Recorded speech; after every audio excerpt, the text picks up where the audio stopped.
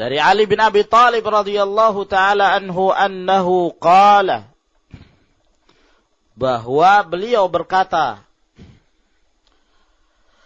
"Lau kana ad-dinu bir-ra'yi." Kalau sekiranya agama ini dibangun dengan ra'yu,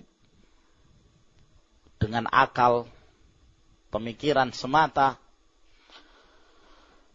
lakana asfalul khuffi aula bil mashi min a'lahu. Maka tentunya kalau secara akal kita menimbang syariat ini berdasarkan akal, maka bahagian bawah sepatu itu lebih utama untuk disapu dibandingkan dengan bahagian atas daripada bahagian atasnya. Ini kalau kita menggunakan akal. Ya, ini kalau kita semata-mata mengandalkan akal dan menyisihkan nas-nas yang datang dari Allah dan yang datang dari Rasulnya sallallahu alaihi wasallam. Tapi ternyata kata Ali bin Abi Thalib, wa qad ra'aitu Rasulullah sallallahu alaihi wasallam. Dan sungguh aku telah melihat Rasulullah sallallahu alaihi wasallam yamsahu, beliau menyapu ala zahiri khuffaihi, di atas punggung dari dua sepatunya, yakni bahagian atas. Naam. Akhrajahu Abu Dawud bi isnadin hasan. Hadis ini dikeluarkan oleh Imam Abu Dawud dengan sanad yang hasan. Maka di dalam hadis ini menguatkan hadis Al-Mughirah bin Syu'bah, bahwa yang sunnah dalam menyapu di atas dua sepatu adalah bahagian atas. Dan di dalam hadis ini pula menjelaskan kepada kita batilnya orang-orang yang selalu menimbang-nimbang agama Allah Subhanahu wa taala ini semata-mata dengan akal mereka. Kalau tidak sesuai dengan akal, maka kami tidak bisa terima walaupun sahih. Bahkan terdapat dalam Al-Qur'anul Karim. Mereka terima yang terdapat dalam Al-Quran, tapi mereka robah-robah maknanya. Kenapa? Karena kalau mengambil makna secara zahir, maka ini tidak sesuai dengan akal, tidak masuk akal. Mengandalkan akalnya. Menolak hadis Rasulullah sallallahu alaihi wasallam juga dengan akal. Padahal pada hakikatnya akal yang sehat itu tidaklah bertentangan dengan nakal yang sahih. Dalil yang sahih itu tidak bertentangan dengan akal yang sehat. Akal yang masih berada di atas fitrah yang Allah Subhanahu wa taala ciptakan di atasnya. Pada asalnya keduanya ini akan selalu berjalan bersamaan. Apa yang diterima oleh syariat itu yang diterima oleh akal. Dan jikalau kemudian akal ini melihat kepada syariat tersebut seakan-akan ini tidak dimasukkan ke dalam akal, maka kita mengatakan akal kita ini qasir, terlalu rendah. Dan syariat ini yang mendatangkan syariat ini adalah Al-Alimul Khabir, Allah Subhanahu wa taala, yang mempunyai ilmu yang maha luas. Tidak bisa dibandingkan dengan akal yang terlalu rendah. Maka akal yang sehat itu akan selalu menerima apa yang datang dari Allah dan apa yang datang dari Rasulnya sallallahu alaihi wasallam. Hendaklah manusia itu sadar bahwa setinggi-tinggi ilmu mereka di hadapan Allah sangat sedikit. Sangat rendah kedudukan mereka. Wa ma utu minal ilmi illa qalilan. Ini nas dari Allah.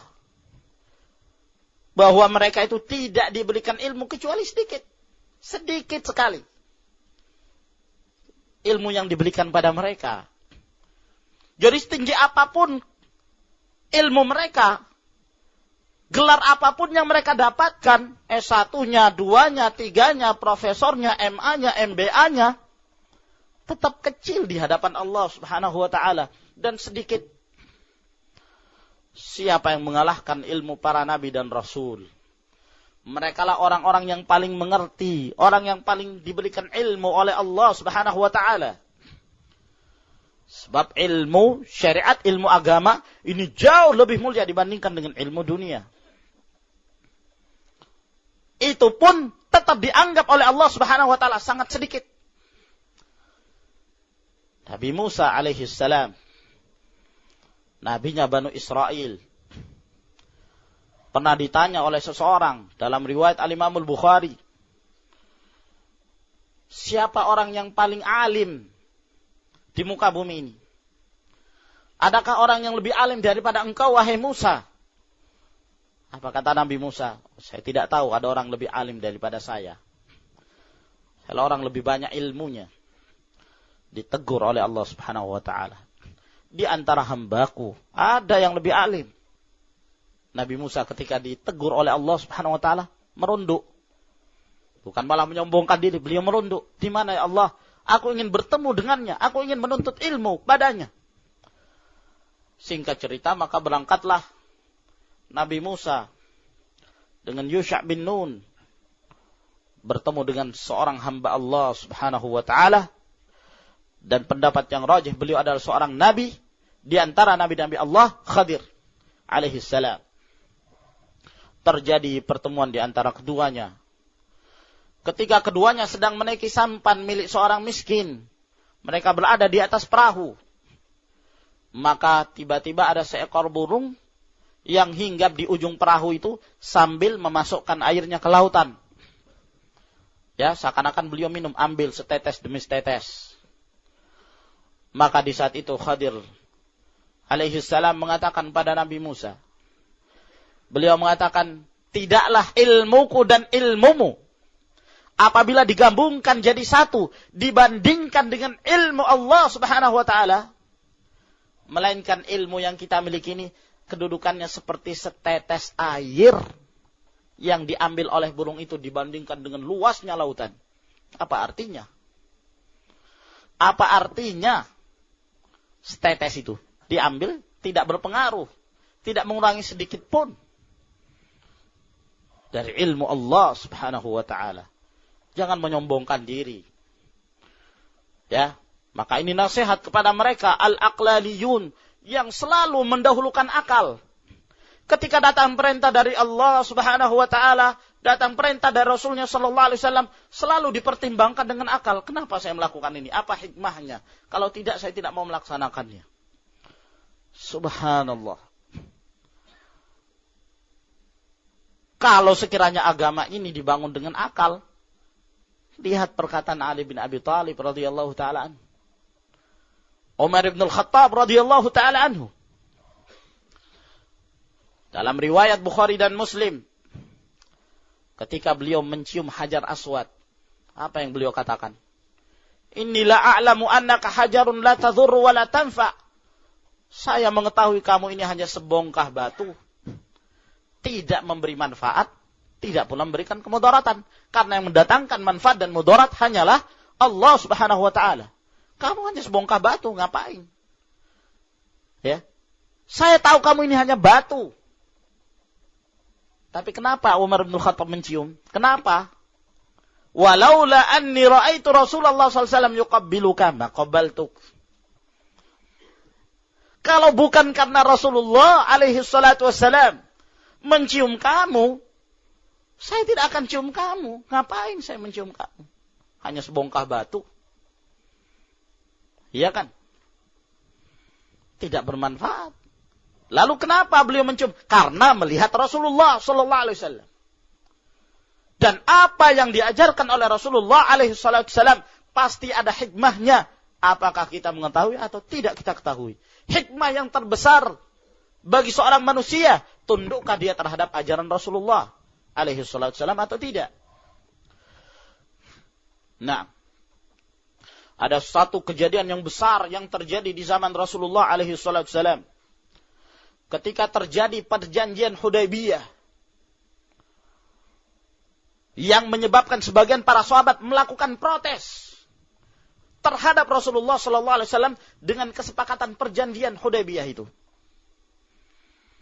Di antara salah satu isi perjanjiannya, ya, kalau tidak salah disebutkan bahwa dari sahabat Rasulullah sallallahu alaihi wasallam yang mereka itu dari Mekah berangkat ke Madinah tidak dengan berdasarkan izin dari walinya, harus dikembalikan ke Mekah.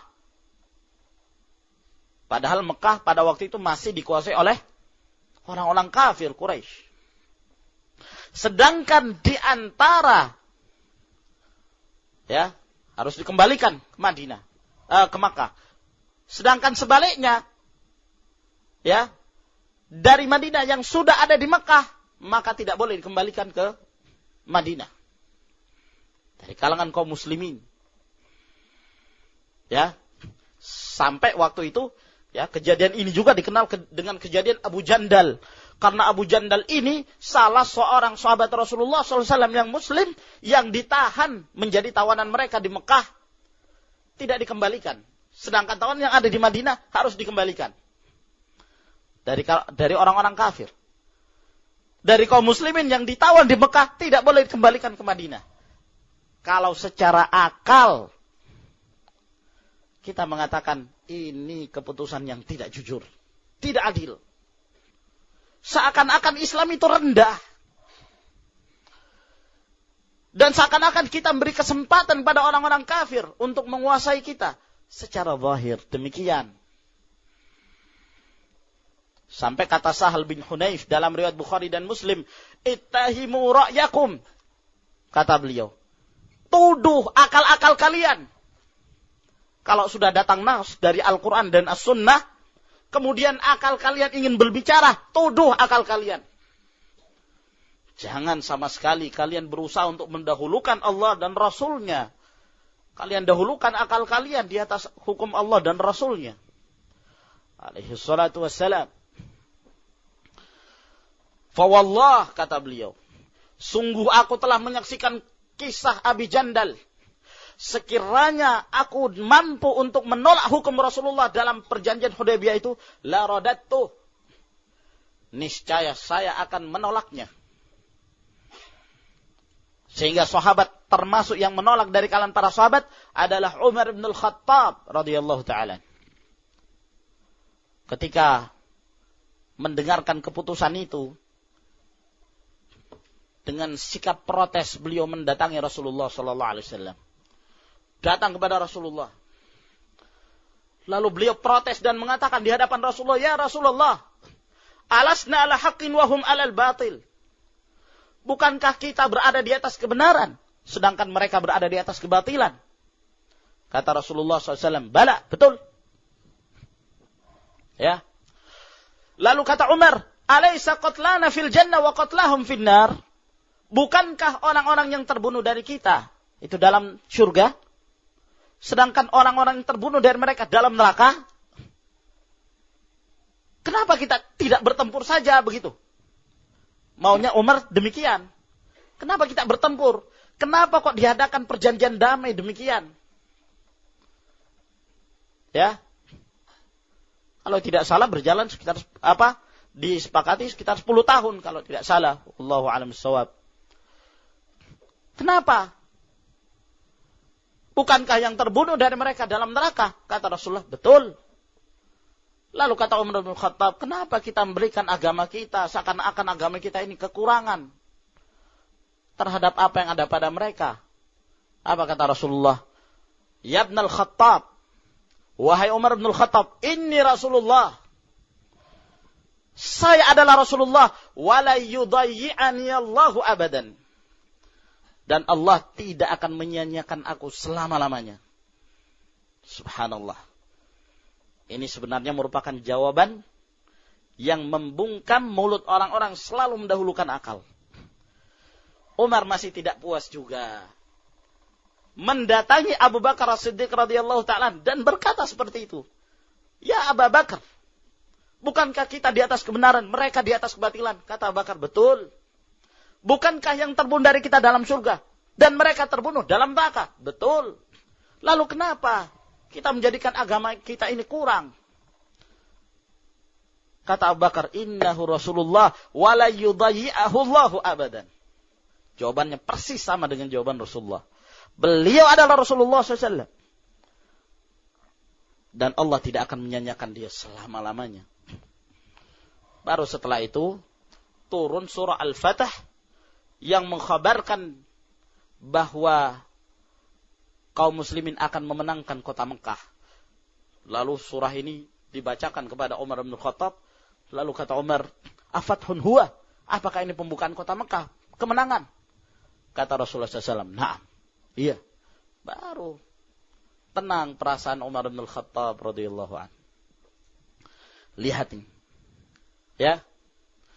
Gimana keadaan Rasulullah sallallahu alaihi wasallam yang membantah sekian syubhat? Ya. Kalau secara akal seakan-akan diremehkan, diinjak-injak. Islam itu pada waktu itu, akan tetapi Allah dan Rasulnya lebih mengetahui. Dari sini terbantah seluruh syubhat, kerancuan pemikiran dari orang-orang selalu mendahulukan akal dalam berbagai sikap. Di antara mereka ada yang mengatakan, kalau kita tidak masuk dalam intikhabat, tidak menusuk itu, lalu bagaimana nanti kita akan dikuasai oleh Nasara? Bagaimana kalau pemerintahan dikuasai oleh Nasara? Sebenarnya kita sudah capek untuk membantah dan menyingkap syubhat-syubhat yang mereka lontarkan. Karena kalau yang satu gugur, datang lagi yang satu dengan wajah yang baru. Dipatahkan lagi, datang lagi model baru. Yang sebenarnya itu-itu juga. Sudah. Kita katakan pada mereka, ittahim ra'yak. Tuduh akal kamu. Ya. Kita kembali. Mau terima Al-Quran? Mau terima hadits-hadits Rasulullah SAW? Kalau dia mengatakan, ya tapi kita berbicara secara akal dulu. Minggir akal. Kita harus berbicara dulu dalam permasalahan agama. Akal ba'den nanti. Masalah agama dulu. Apakah demikian Rasulullah SAW mengajarkan pada kita? Kalau dia mengatakan, ya sudah, mari kita kembali pada nas. Kitabullah dan sunnah Rasulnya. Tayyib. Kita dudukkan. Kita tidak perlu membantah itu. Sebagaimana Rasulullah SAW tidak membantah perkataan Umar. Cukup beliau mengatakan, aku adalah Rasulullah. Allah tidak akan menyanyiakan aku. Cukup juga kita mengatakan, ini adalah kitab Allah. Allah tidak akan menyanyiakan orang yang berada di atas agama Allah subhanahu wa ta'ala. Allah subhanahu wa ta'ala berfirman, wa'adallahu alladhina amanu wa amilus salihat. La yastakhlifannahum fil ard. Kama istakhlafa alladhina min qablihim. Wa la yumakkinanna lahum dinahum alladhi irtada lahum. Wa la yubaddilannahum min ba'di khawfihim amna. Ya'budunani la yushrikuna bi syai'an. Wa man kafara ba'da dhalika fa ulaika humul fasiqun. Allah Subhanahu wa taala berfirman, Allah Subhanahu wa taala telah menjanjikan bagi orang-orang yang beriman dan beramal saleh. Iman dan amal saleh, ini syarat yang Allah berikan pada kaum muslimin. Janji Allah kepada orang-orang beriman dan beramal soleh. Bahwa Allah akan memberikan pada mereka khilafah. Dan Allah subhanahu wa ta'ala akan mengokohkan agama yang mereka ridhai. Dan Allah akan menggantikan perasaan takut dengan menjadi perasaan tenang dan aman. Syaratnya apa? Iman dan amal soleh. Kemudian ditambah lagi, diperjelas lagi oleh Allah Subhanahu wa taala, siapa mereka-mereka yang beriman dan beramal saleh itu? Ya'budunani la yusyrikuna bi syai'an. Mereka adalah orang-orang yang beribadah, mentauhidkan Allah dan tidak menyekutukan Allah Subhanahu wa taala. Lihat ini. Syarat orang yang mau mendapatkan kemenangan.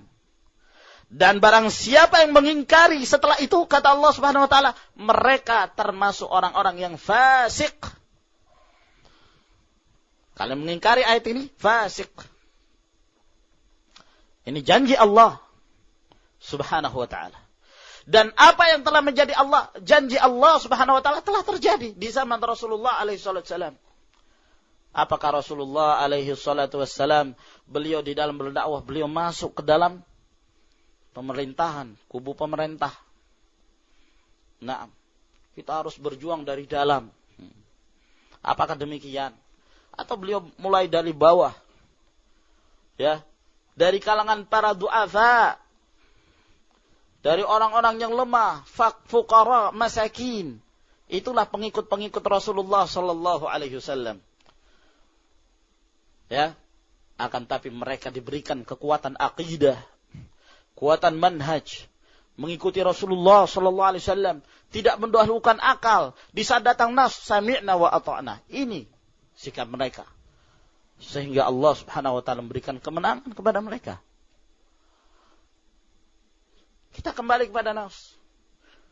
Nah sekarang, apa hasilnya? Kalau kalian selalu menyatakan bahwa bagaimana nanti orang-orang kafir akan berkuasa dan terus demikian, buktikan.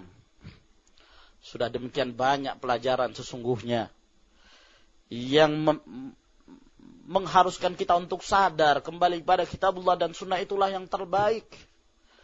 Kejadian di Aljazair itu merupakan ibrah. Mereka ingin masuk, berjuang dari dalam. Istilah mereka demikian. Ternyata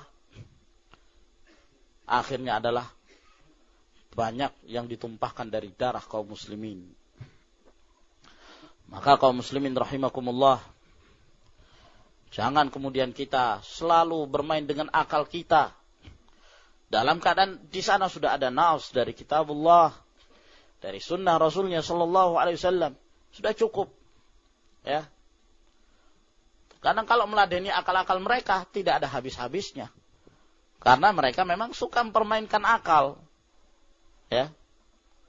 Akan tapi kalau kita kembalikan pada syariat, kalau kita kembalikan pada nas, maka itulah jawabannya. Dan itu adalah jawaban yang pasti. Dan apa yang disebutkan oleh Allah Subhanahu wa taala adalah merupakan kebenaran yang tidak ada keraguan di dalamnya. Oleh karena itu sikap para sahabat Nabi, sikap para ulama salaf itu sangat keras terhadap orang-orang yang suka menyimpang dari sunnah Rasulnya sallallahu alaihi wasallam. Hanya terkadang dalam permasalahan satu masalah saja menjadikan mereka marah.